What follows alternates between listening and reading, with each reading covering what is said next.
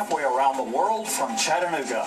Meet a local couple who's watching the violence in the Ukraine. Plus, innocent bystanders caught in a drug sting gone wrong. See why police used a taser on a man in Dalton and what that man has to say about it. Cutting defense. Hear why Defense Secretary Chuck Hagel wants to reduce the U.S. military to the lowest level since before World War II.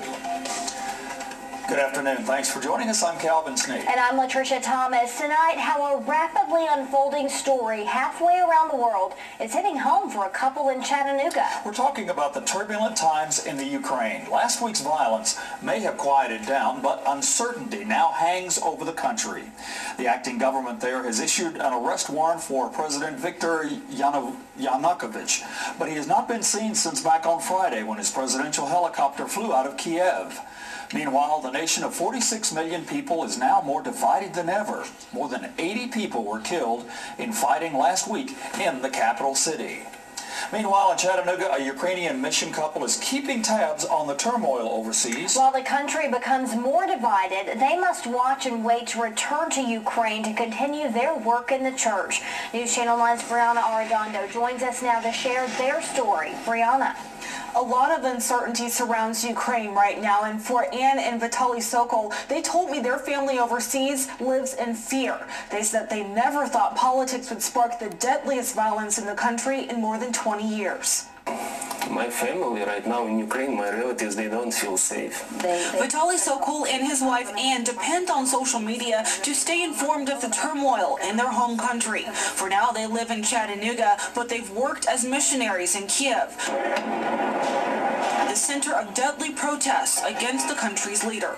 My American heart that loves justice and freedom really rises up for them.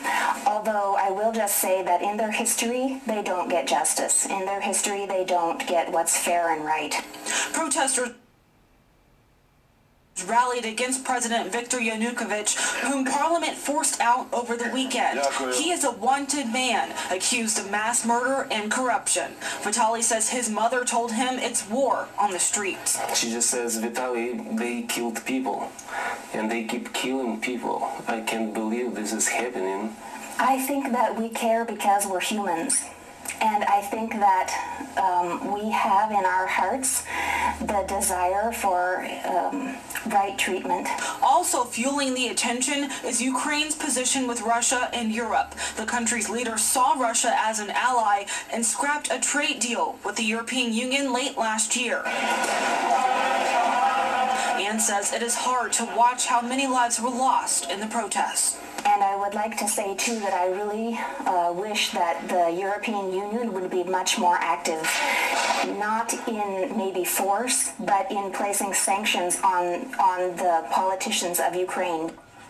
The Sokol family returns to Kiev in April, and citizens there are watching to see what Russia does and whether people in East Ukraine will threaten to break away. Now, as missionaries, they say they believe in the power of prayer and are asking people to keep Ukraine on their minds. Calvin.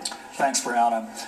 A Chattanooga man is recovering after being shot while sitting in his vehicle. The shooting happened just before 10 o'clock this morning in the